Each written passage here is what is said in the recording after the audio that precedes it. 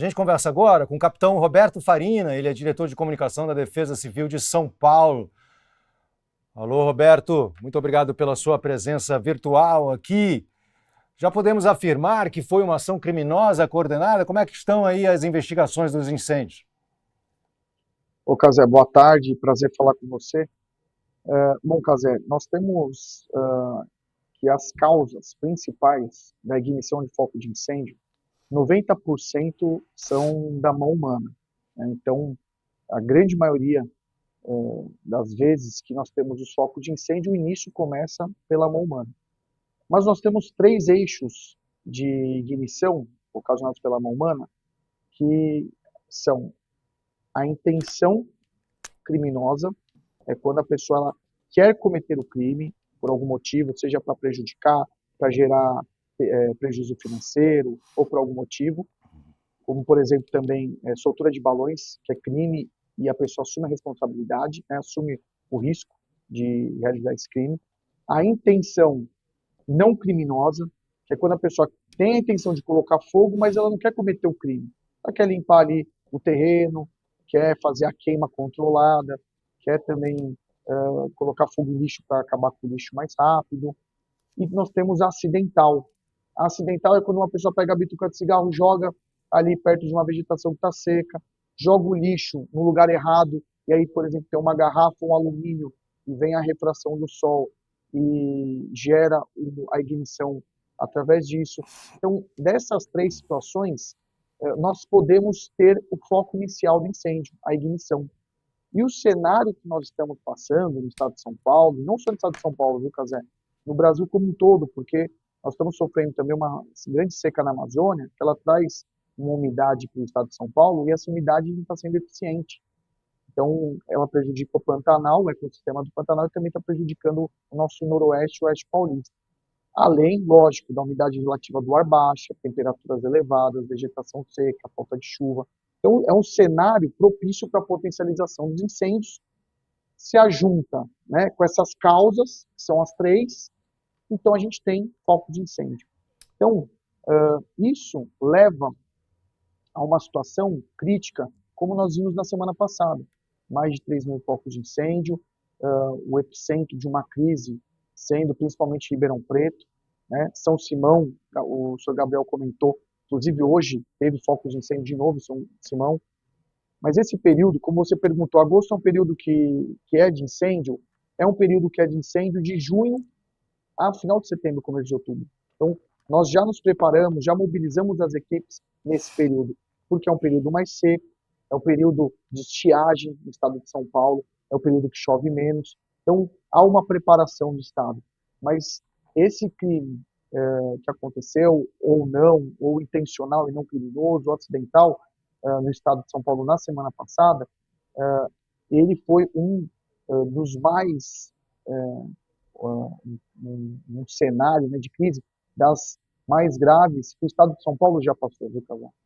Ah, sim, com certeza, desde 1998, né? Então é uma coisa absurda, assim, e os efeitos estão sendo sentidos não só nessa região, mas em toda São Paulo. Assim que vocês souberam ou detectaram os primeiros focos de incêndio, quais foram as medidas tomadas? Qual é o protocolo nesse momento para tentar apagar os focos e proteger a população? Na verdade, a Defesa Civil ela já tinha emitido um alerta na segunda-feira passada, igual nós soltamos agora, hoje, um alerta de novo, né? Então, esse alerta ele foi solto, nós temos um centro de gerenciamento de emergência que fica monitorando os municípios, os focos de incêndio, e as equipes estão atuando. Né? Tem foco de incêndio, a equipe vai atuando, brigadista, agente de defesa civil, bombeiro. Na quarta-feira, a partir de terça, quarta-feira, começou a ter muita incidência de focos de incêndio em alguns municípios específicos. E na quinta para sexta teve um epicentro, que são os 48 municípios que nós colocamos de alerta máximo. Então, na sexta-feira, o governador de estado ele determinou a criação de um gabinete de crise.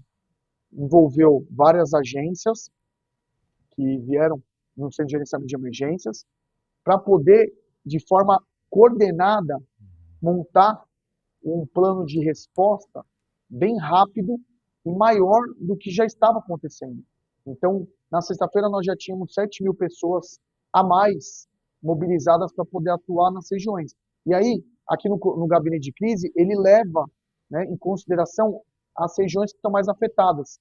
E aí ele distribui ali o recurso humano, meios, né, equipamentos, ferramentas, para tentar mitigar e apoiar essas regiões. Então nós temos a região de Ribeirão Preto, a região ali de Barretos também, Araçatuba e Presidente Prudente, foram os principais. Nós tivemos também a região de Piracicaba no centro, que foi muito afetada.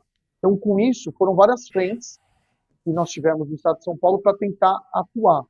Agora, nós temos de novo um alerta, né? Então, esse alerta está em vigência já a partir de hoje.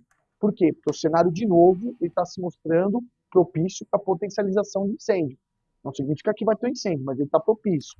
Então, nós entramos novamente na mobilização, gabinete de crise, e nós estamos com uma perna a mais, um eixo a mais, que é o eixo da prevenção. Esse eixo da prevenção, ele vai trabalhar ações de conscientização da população. Por quê? A Defesa Civil ela não consegue trabalhar na questão intencional criminosa porque ela é dos eixos, ela das agências responsáveis por investigação, né? Secretaria de Segurança, Polícia, mas a Defesa Civil consegue atuar no intencional não criminoso e no acidental.